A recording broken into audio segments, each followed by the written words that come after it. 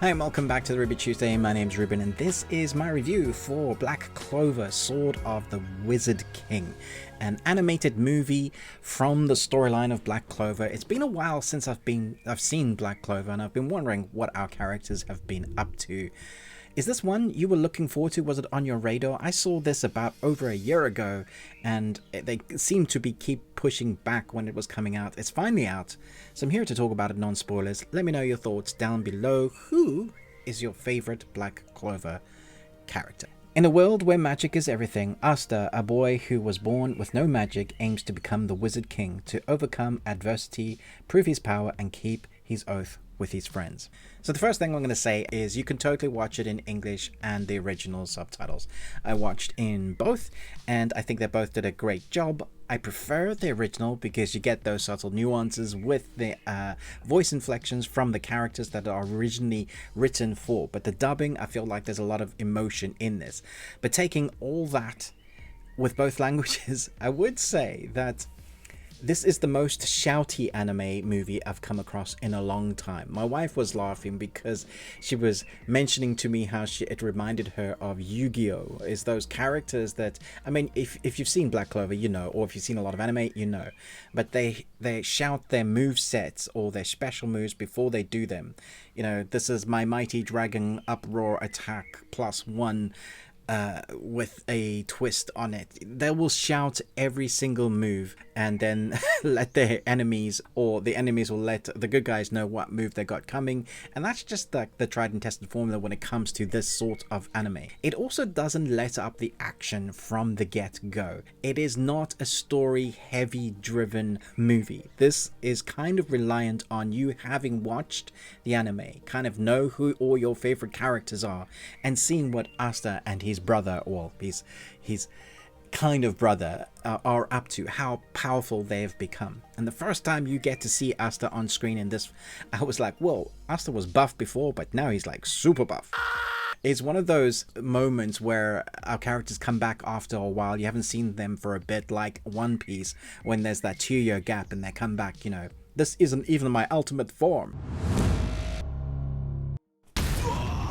And they come back with extra moves. But don't think they're going to be overpowered, because in the tried and tested formula of these anime action movies, they are always the underdogs and somehow they're going to have to work together as a team to overcome enemies that also seem like they think they are the good guys in this. So they're fighting. If you've seen the trailer, there's characters that are super powerful. I'm not going to say who they are because you may not know who they are. All I'm saying is that they have a lot of power and it does seem like they're always under-leveled.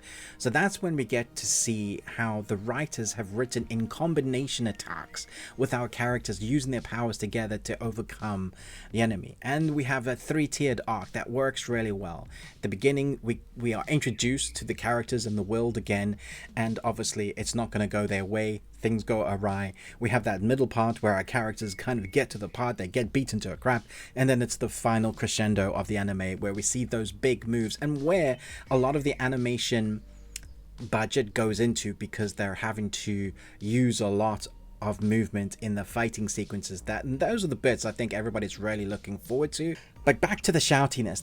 Not only are they shouting their move sets, but they're also shouting their monologue moments in amongst while fighting. And I think that's quite good, because you have exposition that is dumped in a lot of anime, but it really slows down the pacing. Here, they have lots of exposition that is dumped during a fight sequence. Somehow they're able to hear each other perfectly over the huge movesets that they're doing that are sometimes, you know, the size of an asteroid about to hit the planet, and all the noise that would bring with it, but somehow they're able to have in-depth conversations still, which is hilarious. But it's total anime.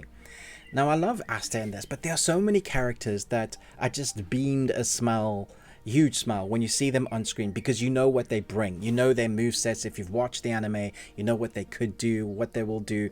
I like how they've incorporated a lot of the characters, and you get to see them because they're not all together all the time. They're kind of having to put a plan together of how to defeat our bad guy, and you get to see all these characters kind of come into their own and use all their best powerful moves.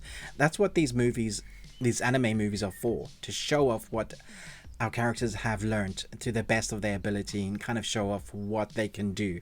So if you're seeing this movie for the first time, you'll still enjoy it. If you've not seen the anime, you'll still enjoy it. But there's so much history and stuff that has gone on before with our characters that you may need a refresher. You may need to go back, or just kind of understanding what this anime is. It's action heavy, exposition dumping, well fighting, which is a nice combination. The score is something I really like. There's this nice combination of familiarity with the content. So we have the creator, the director who has directed a few of the episodes, Naruto, that kind of thing, but also the composer who directed most of the music for Black Clover. They know their content. So I would say this is really enjoyable, but it's not something that I will think about like as an in-depth story. It's just an action-heavy adventure that I enjoyed, and I liked the fight sequences. I liked seeing the characters back on screen. I like seeing what they can do. So I'm gonna give this 3.5 Nicolas Cages out of 5. And you got one. Congratulations. It's not a 4 because it could have done with more story. It could have done with some emotional gut punches. At 2 hours long, it was still putting a lot together because there were so many characters to have on screen. So I enjoyed it. I love the animation style. I love what we got. I love the heart and passion of bringing everyone into the forefront. Seeing so many characters utilized is great. And then seeing Asta shout at everybody is the classic. You know, you're waiting for him to kind of do his speech because he's always the one that trying to use himself, even though he has no magic, at being the first online and never give up. You know, very much like that Naruto character. So let me know your thoughts on this. Again, who's your favorite character? Thanks so much for watching, but most of all, until next time, remember, live long and Tuesday.